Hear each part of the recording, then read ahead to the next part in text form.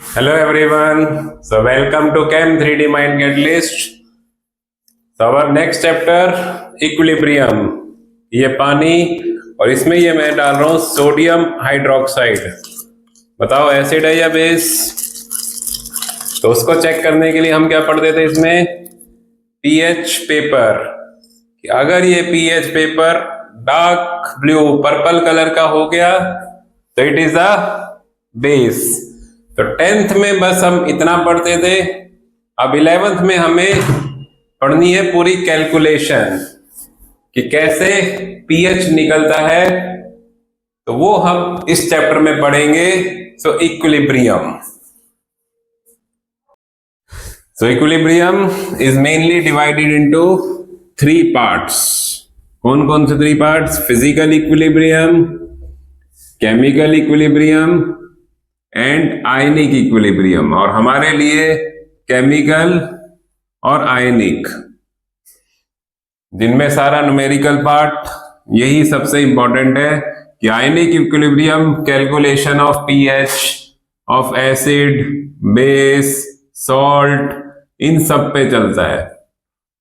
जो chemical equilibrium है it is based on chemical reactions, और physical equilibrium the melting of ice, freezing of water, इनके ऊपर based है। तो अभी हम सबसे पहले केमिकल इक्विलिब्रियम और इसी से इक्विलिब्रियम टर्म को समझेंगे कि केमिकल इक्विलिब्रियम, और इसी से हम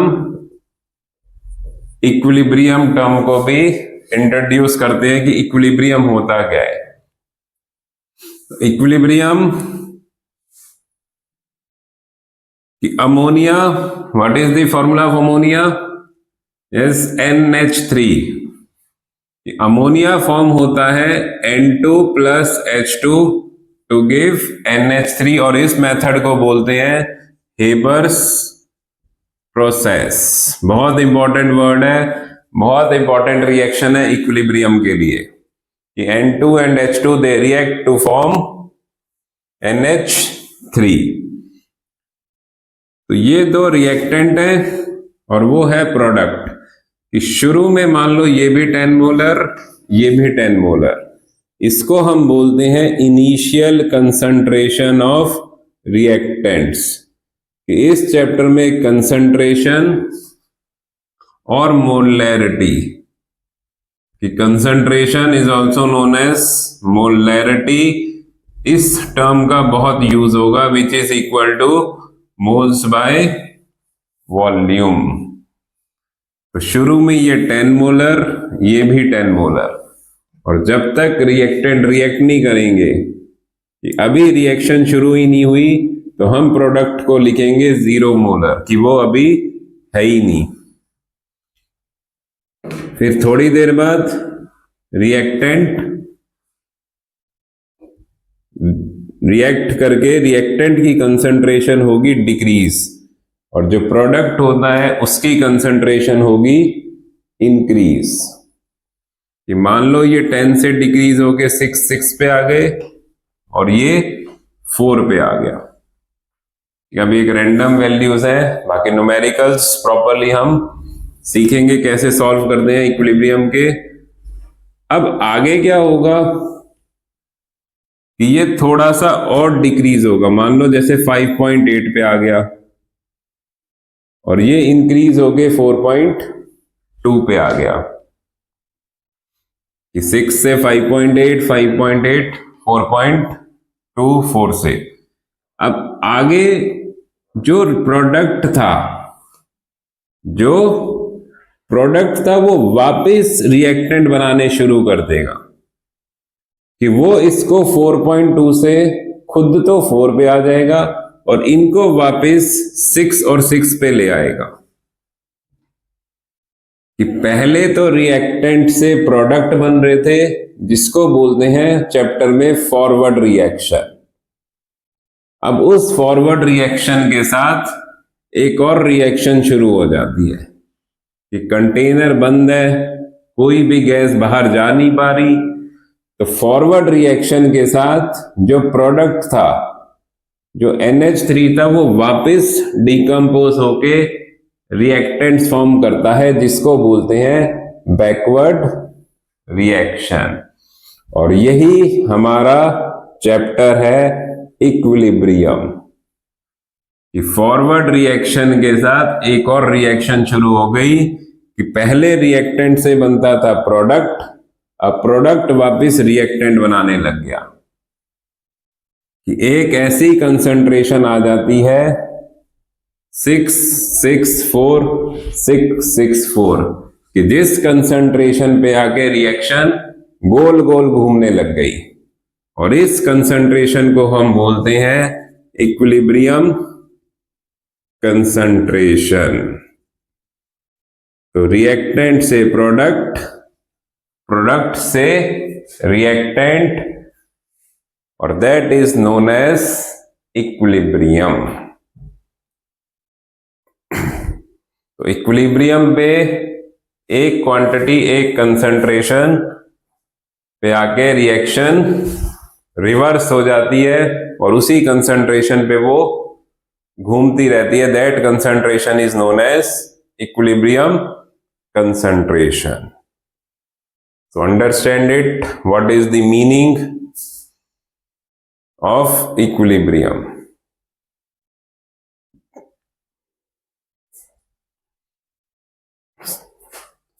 तो ऐसी अब एक और जनरल लाइफ के एग्जांपल से समझाता हूं कि इक्विलिब्रियम और कैसे हो सकता है।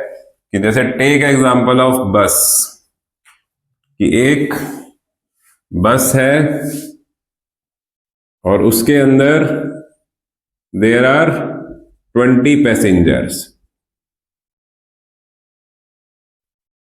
ये बस का एंट्री गेट है और इधर बस का एग्जिट गेट है। तो मान लो पहले एंट्री गेट से 2 पैसेंजर आते हैं और यहां से 4 पैसेंजर चले जाते हैं। तो what will be the overall? Now it will be left with 18 passengers. But उसके बाद कि जैसे ही बस में 2 पैसेंजर आ रहे हैं, इधर से 2 पैसेंजर जा रहे हैं, अगेन 2 पैसेंजर आते हैं और इधर से 2 पैसेंजर एग्जिट कर जाते हैं। फिर 2 पैसेंजर आ रहे हैं, फिर 2 पैसेंजर जा रहे हैं। तो ओवरऑल पैसेंजर तो उतने के उतने ही रहेंगे।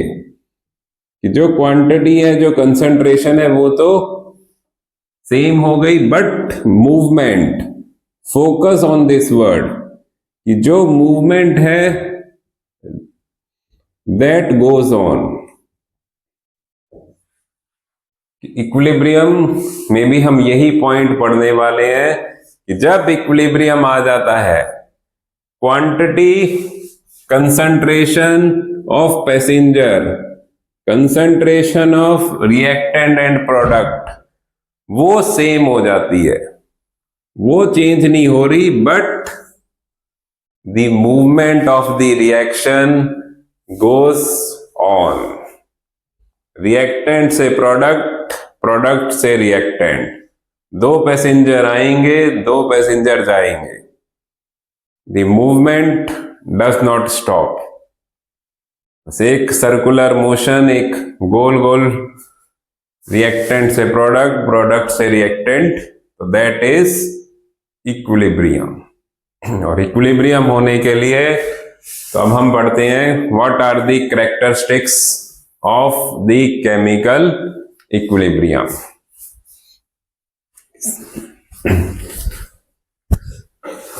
तो कैरेक्टरिस्टिक्स ऑफ केमिकल इक्विलिब्रियम,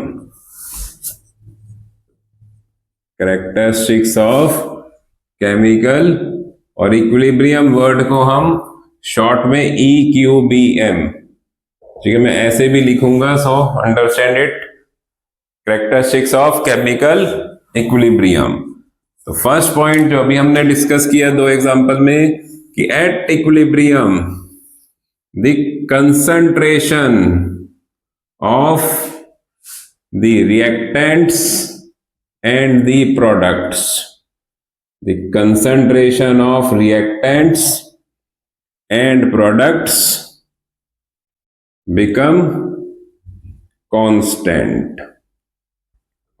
इसी पे ग्राफ ड्रॉ करते हैं कि कंसंट्रेशन को शॉर्ट में CONC, और यहां पे लिखेंगे हम टाइम। तो क्या होता है रिएक्टेंट्स की कंसंट्रेशन, कि शुरू में तो सिर्फ रिएक्टेंट होता है और 99% प्रोडक्ट 0 होगा। फिर धीरे धीरे रिएक्टेंट डिक्रीज करता है और प्रोडक्ट इंक्रीज करता है। तो देखिए इक्विलिब्रियम कहीं पे भी आ सकता है कि रिएक्टेंट थोड़ा सा डिक्रीज कर जाए और प्रोडक्ट थोड़ा सा इंक्रीज कर जाए। और जहां से ये दोनों लाइन पैरेलल शुरू हो गई, इस सब दोनों की कंसंट्रेशन फिक्स हो गई, रिएक्टेंट की और प्रोडक्ट की, यहां से हम बोलेंगे इक्विलिब्रियम स्टार्ट हो गया। ये दो लाइन रिएक्टेंट और प्रोडक्ट एक दूसरे को क्रॉस करके फिर भी इक्विलिब्रियम आ जाता है। ये ऐसे भी ग्राफ वैलिड है, ये भी ग्राफ, इसमें बस रिएक्टेंट थोड़ा सा डिक्रीज हुआ तो इक्विलिब्रियम आ गया, इसमें रिएक्टेंट ज्यादा डिक्रीज हो गया और यहां से इक्विलिब्रियम शुरू हो गया। तो concentration versus time graph for the equilibrium. तो the upper line it is for reactant and this reactant and this line is for product।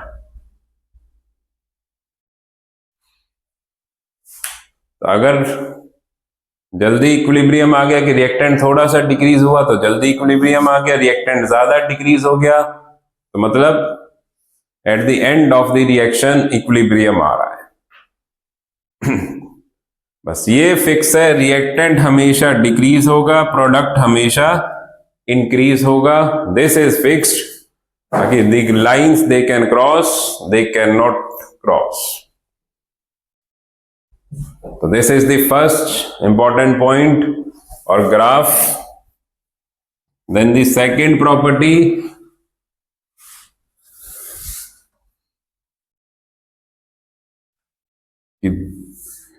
हम जनरल रिएक्शन यूज करेंगे A+B रिएक्टेंट और C+D प्रोडक्ट और बीच में इक्विलिब्रियम का sign.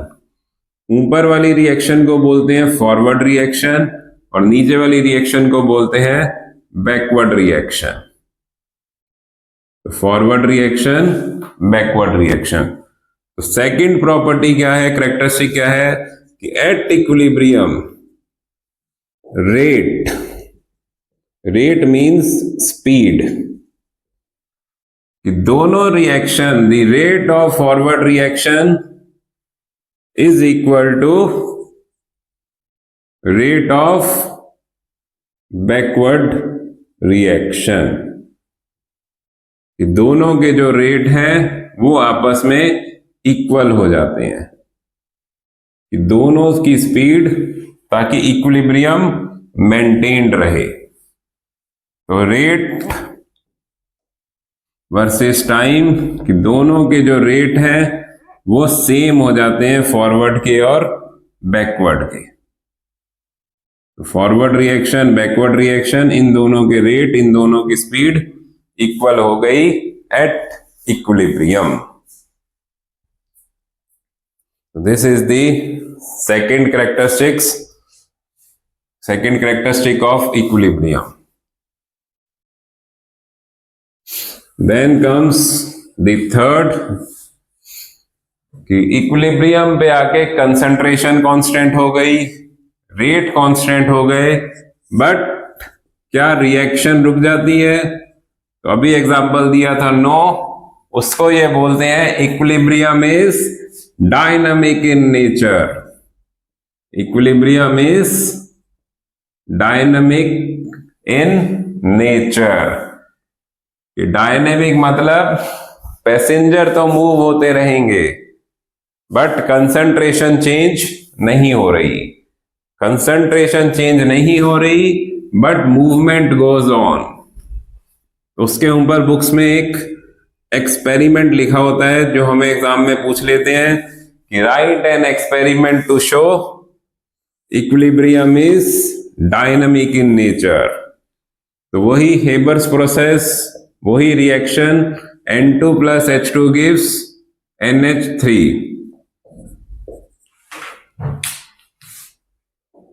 तो ये एक रिएक्शन हो रही थी जिसमें इक्विलिब्रियम आ गया, और इसके साथ अब तुम बताओ जल्दी से, what are the isotopes of hydrogen?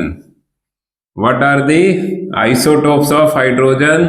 Hydrogen के आइसोटोप्स होते हैं 1H1, 1H2, 1H3। इसी कंटेनर में अब ये एक और रिएक्शन ऐड कर देंगे कि जिसमें हाइड्रोजन की जगह उसका आइसोटोप ड्यूटेरियम, दूसरे का नाम है ड्यूटेरियम और तीसरे का नाम है ट्रीटियम, इसको यूज करेंगे। बस है तो हाइड्रोजन ही, बस उसका मास 2 ग्राम है, बस ये डिफरेंस है, बाकी it is hydrogen only.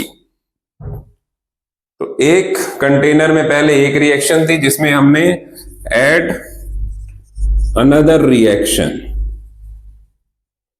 N2 plus D2 gives ND3। वही बैलेंसिंग भी वही रहेगी। तो आफ्टर सम टाइम अगर रिएक्शन रुक जाती तो कुछ नहीं होता, but after some times there is formation of 2 new products, 2 new products along with NH3 and ND3। कि 2 प्रोडक्ट तो हमें दिख रहे हैं और इसके साथ 2 नए प्रोडक्ट बन गए NH2D। यहां से एक हाइड्रोजन, इसकी ड्यूटेरियम एक हाइड्रोजन को सब्स्टिट्यूट कर देता है और 2 हाइड्रोजन को सब्स्टिट्यूट कर दे, या इसकी हाइड्रोजन इधर आ जाए या इसका ड्यूटेरियम उधर चला जाए। So there is formation of 2 new products along with NH3 and ND3। तो this formation of new products, formation of new products, तो इससे हमें क्या पता लगता है कि equilibrium is dynamic in nature. कि इक्विलिब्रियम पे आके रिएक्शन रुकती नहीं है, कंसंट्रेशन फिक्स हो गई, but equilibrium is dynamic in nature. तो ये एक्सपेरिमेंट आ जाता है कि write an experiment to show equilibrium is dynamic in nature. तो ऐसे हमें 2 रिएक्शन को लेके हेबर्स प्रोसेस को यूज करके we are showing equilibrium is dynamic in nature. So make the notes properly, very important chapter, school level पे भी और एंट्रेंस लेवल पे भी बहुत बहुत इंपॉर्टेंट चैप्टर है।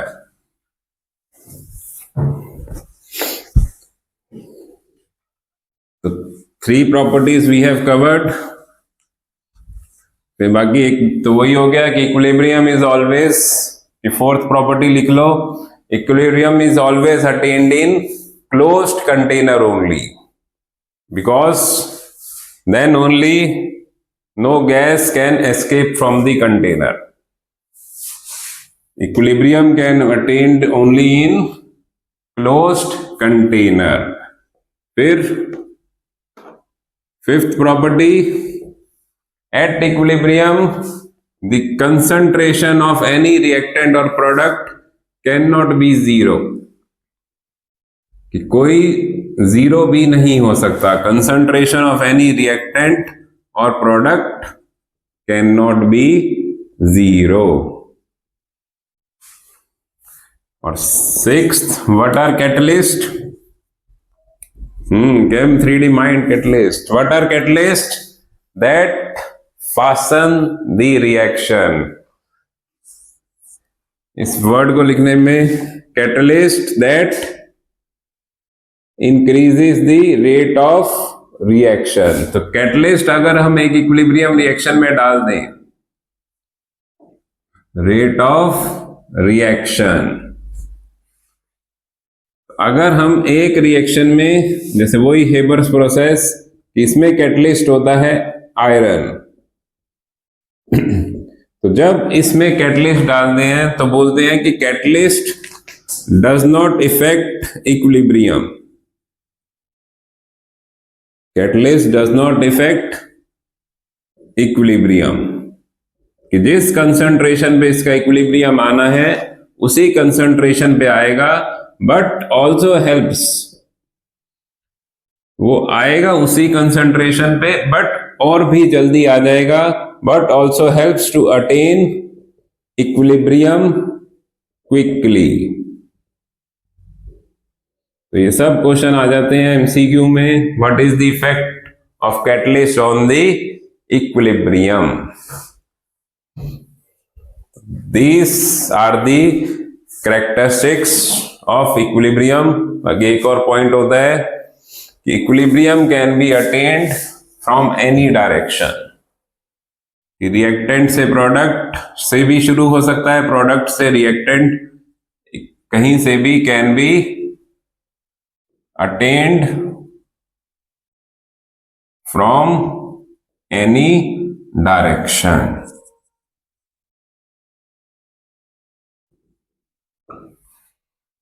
So these are the properties, these are the characteristics of equilibrium. So revise it properly, understand the term equilibrium, and in the next lecture we are going to understand one more important term, equilibrium constant, जिस पे पूरा equilibrium चलता है.